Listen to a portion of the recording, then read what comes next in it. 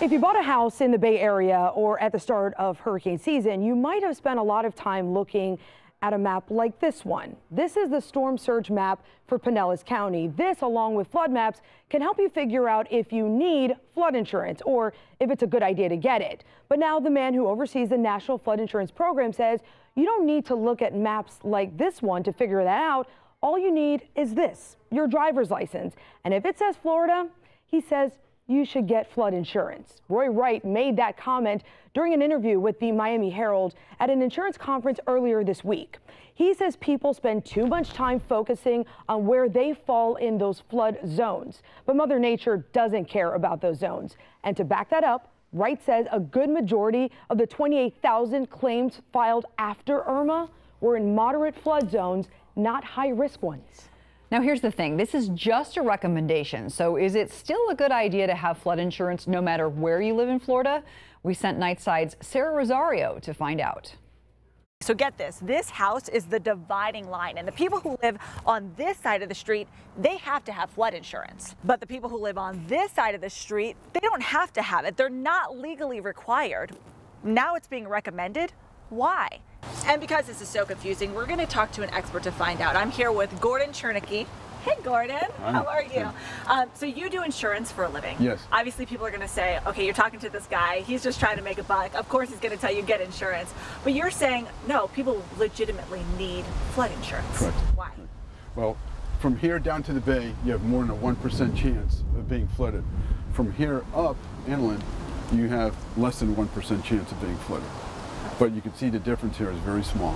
So what you're telling me is that this is a minimal difference in danger or threat. So for those people who don't need flood insurance and they're thinking, okay, now it's recommended, why do I need it? How much is it going to cost? For $250,000 of coverage, it's $450 a year. A year? That's it. But the damage from a flood is significant. If you have 1 foot of water, you're looking at $12,000, $15,000 worth of damage. 2 feet of water is $25,000. Often people do not understand that it's so inexpensive to carry flood insurance, and yet here you are between a difference of 100 feet of being in or out of a flood zone. But let's play the devil's advocate here. Let's say it's going to cost me $450 to get this flood insurance. I save that money. Instead of using it on flood insurance, my home never floods, then I have all this money saved. We're taking a great risk. The last hurricane was very dangerous. Again, if you get a foot or two of water, you're looking at anywhere from $12,000 to $30,000 worth of damage, and I wouldn't be relying on FEMA to be paying that bill for you. So bottom line, whether you live on this side of the street or this side, the director of FEMA and Gordon over here, they're both recommending for you to get flood insurance, saying it's better to be safe than sorry. But ultimately, the decision is up to you. Sarah Rosario, 10 News. You know who I like to ask? A meteorologist. Because you all see this over and over again. It's complicated. It's not quite as black and white as some people might think. Because when you look at hurricane evacuation zones, a lot of times, well, mainly what that is for is storm surge. That's the bay. That's the Gulf blowing up into those areas. It's all based on elevation. Now, if you have a hurricane come over and put down 20 inches of rainfall and you live in Lakeland, you're not getting storm surge. The Gulf is not blowing into your yard, but the rainfall might. And so that's what they're talking about. When they start mentioning hurricane evacuation zones, kind of muddies the water there a little bit, because it doesn't mean that.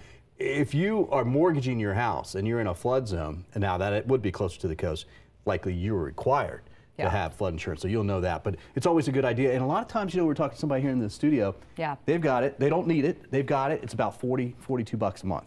So that's peace of mind for him. And I think he thinks it's a $40 that's well spent.